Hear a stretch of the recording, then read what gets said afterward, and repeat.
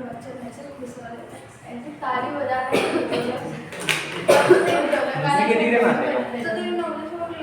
चलो ठीक है बेटा, स्टार्ट करते हैं। Question number 8। क्वेश्चन नंबर 8 में क्या बोला उन्होंने अपने को कि एक पेडिस्टल है। देखो यहाँ पे दिख रहा है क्या? No sir. हाँ सर, आपने मैं वो दिख रहा है, ये दिख जाएगा। इधर कहाँ दिखा तो दिखेगा नहीं, यहाँ तक। हाँ हाँ, बस ये एरिया एरोडी है। अब सुनना, उसने क्या बोला है क्वेश्चन नंबर 8 में कि एक पेडिस्टल है। एक पेडिस्टल स्टैंड मान लो, पेडिस्टल मतलब स्टैंड, उसके ऊपर एक क्या है, स्टैचू है। ये मान लो कि मैं हूँ, ठीक है, स्टैचू है मेरा, ठीक है, बनने का बनना है, पहले बना तो दिक्कत नहीं। अब सुनना मेरी बात, उसने क्या बोला है कि यहाँ से नीचे से जब पेडिस्टल को कोई पर्सन देखता है, ठीक है, तो पेडिस्टल का जो टॉप है उससे जो एंगल बनेगा वो कितने का बनेगा? 60 का बनेगा। यहाँ पर ये गलती हो जाती है, हमको ऐसा लगता है कि दूर वाला एंगल क्या बनना चाहिए? बड़ा बनना चाहिए। बिल्कुल, तो दूर वाला छोटा बनना चाहिए, पास वाला एंगल बड़ा बनना चाहिए। लेकिन यहाँ पे ऊंचा जो एंगल रहेगा ना वो क्या रहेगा? बड़ा एंगल, ज्यादा ऊंचा रहता है जो, और पास में भी है। और यहाँ से अब हम देखेंगे किसको, ये पेडिस्टल को। ये क्या है अपना, यहाँ से यहाँ तक का स्टैचू है, मतलब मूर्ति है, और इसकी जो हाइट है कितनी है? 1.6 मीटर। और बोला उसने क्या, यहाँ पर जो ये पेडिस्टल है, पेडिस्टल को पेडिस्टल ही बोला है, ठीक है, ये पेडिस्टल है, इसका एंगल कितना बन रहा है? 45 का बन रहा है। ओके, तो इसको नाम इधर से ABC दिया, इधर से दिया अपन ने, ऊपर से दिया हुआ A B और C और ये D। दो ट्रायंगल फॉर्म हो रहे हैं, छोटा वाला ये वाला है BCD, क्या है? BCD, और बड़ा वाला पूरा 60 वाला ACD। बात समझ में आ रही है? अब सबसे पहले लिख देंगे चीज दी है हमको, हम क्या लिखेंगे? हाइट ऑफ स्टैचू, मतलब 1.6 मीटर मूर्ति की ऊंचाई, हाइट ऑफ स्टैचू। मूर्ति की स्टैचू मूर्ति की ऊंचाई कितनी है बेटा? 1.6 मीटर। AB है, AB बराबर 1.6 मीटर। वैसे ही हमको क्या लिख देना है यहाँ पर? एंगल कोण बराबर कितना? थीटा इज इक्वल टू 60 या 45 या 45 और 60 लिख सकते हो, कोई दिक्कत नहीं। एंगल कोण, ठीक है, मतलब कोण, एंगल जैसे डबल लिखा है 60। अब बात करते हैं, हमको फाइंड क्या करना है? हाइट ऑफ पेडिस्टल, मतलब कि पेडिस्टल की ऊंचाई, हाइट ऑफ पेडिस्टल। अगर इतना लिखते हो तो आधा से एक नंबर तो इसी का मिल जाएगा आपको। तो पेडिस्टल क्या है? BC है। क्या है? BC या CB, कुछ भी लिख सकते हो। BC लिखो, BC बोलना अच्छा लगता है। अब बात करते हैं ट्रायंगल की, कौन कौन सा ट्रायंगल लेना है। तो यहाँ लेंगे इन ट्रायंगल BCD, छोटा ट्रायंगल BCD, यहाँ पे 90 डिग्री का एंगल बनता है। लेकिन देखो इसमें ये परपेंडिकुलर और ये क्या है? बेस। दोनों में देखे रखें, बेस नहीं बोलना, बेस। कोई बात नहीं, ठीक है। तो 10 कितना एंगल है यहाँ पे? 45। छोटे वाले ट्रायंगल में छोटा ट्रायंगल, तो यहाँ जो एंगल बन रहा है ना, यहाँ से बन रहा है, तो यहाँ जो बन रहा है पूरा बन रहा है, पूरा वाले में 10 45 बराबर ये क्या है? P, और नीचे क्या है? D। क्योंकि आपको पता है पंडित बद्री प्रसाद से P अपॉन कितना होता है? 10 होता है, 10 45, ठीक है। 1 और परपेंडिकुलर क्या है? BC, बेस क्या है? CD, क्रॉस मल्टीप्लाई आता है, कर देते हैं, इसका मल्टीप्लाई करेंगे तो हो जाएगा ये BC इज इक्वल टू, इसके से 1 करेंगे, और CD is equal to BC या BC is equal to CD ले लो, कोई दिक्कत नहीं। आप चाहो तो इसको इक्वेशन नंबर 1 भी दे सकते हो। देखो कुल मिला के अपना मन हो कि भाई BC बराबर CD लिखना है, CD बराबर BC लिखना, लिख सकते हैं, दोनों क्या है? इक्वल है दूसरे को। अब चलो, ये ट्रायंगल छोटा था, कौन सा ट्रायंगल लेंगे अपन? बड़ा वाला। इन ट्रायंगल ACD क्या आएगा? ACD आएगा ना? ACD। बेटा ACD तो ले लिया ना हमने ऑलरेडी, दोबारा तो लेंगे ट्रायंगल। अब ACD में क्या है बेटा? 10 ही है, तो 10 और 60 डिग्री है, P upon V। और यहाँ पर जो अपना है परपेंडिकुलर लिख देंगे इसको, P अपॉन V। 10 60 की वैल्यू होती है √3, ये है P अपॉन V। P है अपना पूरा AC और है ना, AC अपॉन में CD, ठीक है, √3 बेटा लिखेंगे ना अभी। अब क्रॉस मल्टीप्लाई, अब 2 सेकंड रुक जाओ, इसको AC को अपन, देखो AC पूरा है, उसको अपन तोड़ के लिखते हैं भैया, AB और BC लिखेंगे भाई, दो पार्ट में है ना, जैसे चॉकलेट की बड़ी वाली चॉकलेट है, अपन दो लोगे तो आधे करके खाना पड़ेगा ना, ठीक है। अभी अपन ने देखो, तो यहाँ पे लिखेंगे AB प्लस BC अपॉन में CD की जगह क्या लिख सकते हैं अपन? BC। CD की जगह क्या लिखेंगे नीचे? BC। यहाँ तक कोई दिक्कत आपको? और यहाँ पे पड़ोस में लिख भी सकते हो आप चाहो तो कि भैया हमने CD की जगह क्या लिख दिया BC। ठीक है, याद रखना है, ध्यान रखना। और यहाँ पर हमने इसको क्या कर दिया AC को मैं लिख देता हूँ। चलो यहाँ पे ब्रैकेट में लिखता हूँ कि हमने AC बराबर क्या लिखा है BC AD प्लस BC। क्यों लिख दिया? क्योंकि होता ही है भैया, ये पूरा AC है तो उसको अपन तोड़ के लिख सकते हैं।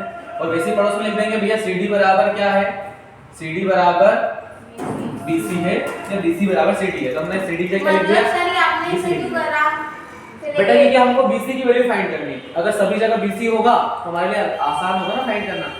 इधर एक जगह CD होगा, एक जगह AB होगा, एक जगह BC होगा, तो हमारे लिए तो डिफिकल्ट होगा ना फाइंड करना। भाई मैं बोलूँ आपको इस 4 लोगों को खाना खिलाना है आपको, एक को इस कोने में बैठा दो, एक को उस कोने में, इस कोने में, तो जैसे एक ही जगह बैठा दो तो आसान रहेगा ना भाई, एक ही बार में सबको परोस देके खिला देंगे। अब देखो यहाँ पर क्रॉस मल्टीप्लाई इधर करेंगे तो क्या होगा ये √3 BC और यहाँ पर बेटा AB की वैल्यू कितनी है 1.6 और BC की तो अपने को पता ही नहीं, लेकिन BC जो है इधर भी BC इधर भी BC, तो ये BC कहाँ लाएंगे इधर, सो √3 आगे ले आओ इसको, है ना, ये BC माइनस का हो जाएगा इधर आके, इधर क्या बचा ओनली सर नीचे का BC का गया उसका कौन सा बेटा, ये वाला क्रॉस मल्टीप्लाई करा ना इधर आपने अच्छा, हाँ। √3 में आ गया, इधर मल्टीप्लाई करके हाँ, यहाँ हाँ। आ गया तो वैल्यू रख दी। अब देखो यहाँ पर दोनों में से क्या कॉमन निकलेगा BC दोनों में से BC कॉमन निकल गया तो अंदर इधर साइड में क्या बचा √3 इधर कुछ नहीं मतलब -1 माइनस का 1 और 1.6 ये मल्टीप्लाई में है पूरा Divide. ब्रैकेट में, ये मल्टीप्लाई में है पूरा, कहाँ जाएगा डिवाइड में जाएगा, ठीक है 1.6 देखो पूरा मल्टीप्लाई में ना बेटा डबल ब्रैकेट लेके, ठीक है, और अपन में लिख देंगे इसको पूरे ब्रैकेट वाला नंबर हमेशा मल्टीप्लाई में होता है। अब क्या करना पड़ेगा रैशनलाइजेशन, रैशनलाइजेशन कैसे करते हैं सर जी परिमेय कलन करके ना हाँ परिमेय कलन, देखो जो ऊपर लिखा उसको सेम टू सेम लिखना है और नीचे वाले का ऊपर नीचे मल्टीप्लाई करना है, यहीं पे कर देते हैं एक बार, ठीक है, ये नीचे साइन देखो अकेला होता तो ऊपर नीचे √3 का मल्टीप्लाई करते हैं, लेकिन √3 -1 लिखा है, माइनस लिखा है ना तो उसका अपोजिट क्या होता है माइनस का अपोजिट प्लस होता है, सो √3 प्लस का 1 अपॉन में √3 प्लस का 1। अब बेटा देखो यहाँ पर क्या होगा, पहले तो 1.6 √3 प्लस का 1 लिखेंगे और यहाँ पर एक फॉर्मूला लगेगा, ये है a प्लस बी और ये है a माइनस बी, लगेगा a प्लस बी और a माइनस बी, ये फॉर्मूला होता है। तो ये क्या हो जाता है a का स्क्वायर और माइनस में b का स्क्वायर प्लस 2ab, ठीक है, 2ab नहीं वो अलग होता है, वो होल स्क्वायर वाला होता है, ये a प्लस बी और a माइनस बी बराबर होता है a का स्क्वायर माइनस b का स्क्वायर। देखो ये प्लस वाला इधर लिखा है माइनस वाला इधर लिखा है, आगे पीछे लिख सकते हैं।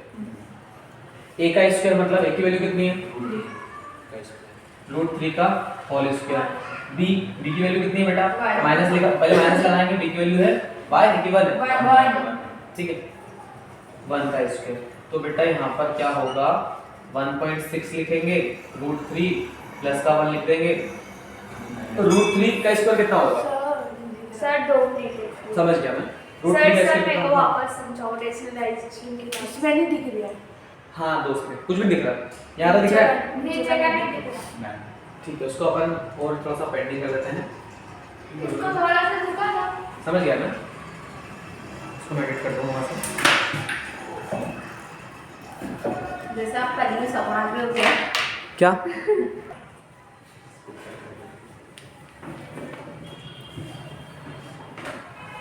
कहाँ तक का लिख रहा है उसमें, यहाँ तक का लिख रहा है, हाँ इधर का है डबल से लिखा, दूसरे की क्या आवाज है? ठीक है ये फॉर्मूला नीचे लिख देता हूँ, फॉर्मूला दिख जाएगा नीचे लिख हाँ देता हूँ, हाँ मैं लिखता हूँ फॉर्मूला कि हमने लगाया formula a plus B a हाँ, माइनस सर, आज में समझ में आ रहा है मेरे को। बता रहा हूँ ना, अब सुनना मेरी बात, इतना तो आपको समझ में आया है, हाँ ऊपर सेम टू सेम लिखना है, ऊपर क्या लिखना है, ऊपर क्या लिखना है हमको सेम टू सेम लिखना है, यहाँ पे लिख रहा है ऊपर जा रहा। हाँ अब देखो ऊपर सेम टू सेम लिखेंगे 1.6 और √3 प्लस का 1 अपॉन में देखना, ये है प्लस वाला, ये है प्लस वाला और ये है माइनस वाला, पहले क्या लिखेंगे अपन a का स्क्वायर माइनस और a का स्क्वायर मतलब किसका √3 √3 का होल स्क्वायर, b का स्क्वायर मतलब किसका स्क्वायर 1 का स्क्वायर। अब देखो क्या होगा 1.6 √3 प्लस 1 ये तो सेम रहेगा। √3 का स्क्वायर कितना होगा 3 होगा। कैसे होगा यहाँ देख लो रफ में, हट जाएगा। रफ में देख लो। आपको पता ही है भैया √3 का स्क्वायर का मतलब होता है √3 इनटू में √3 और जब भी दो बार सेम नंबर आता है क्या आता है बाहर एक बार। एक बार ये तो पता ही है, पता है कि पता है, पता है। ठीक है। तो यहाँ पर 3 आ जाएगा और 1 का स्क्वायर कितना होता है 1 ठीक है। इसके आगे यहाँ देख लेना, देखो 1.6 √3 प्लस का 1 अपॉन में कितना बेटा 2, 3 में से 2 बन गया 2। अब 2 से ये पॉइंट को भूल जाओ, उससे करके पॉइंट को भूल जाओ। 16 है मान लो, 16 2 के बाद में कितनी बार में आता है 8 बार में। यहाँ पर कितने नंबर का पॉइंट लगा था एक नंबर का, तो ये एक नंबर खुद है। एक नंबर के पॉइंट मतलब यहाँ पे पॉइंट लगेगा, अगर यहाँ पे पॉइंट लगेगा तो आगे लगेगा 0 और यही आंसर है 0.8 √3 प्लस 1 मीटर। और ये हाइट ऑफ पेडिस्टल है, बस इतना सा है। सर मासे समझाओ। 2 मिनट रुक जाओ। लिख तो नहीं समझा।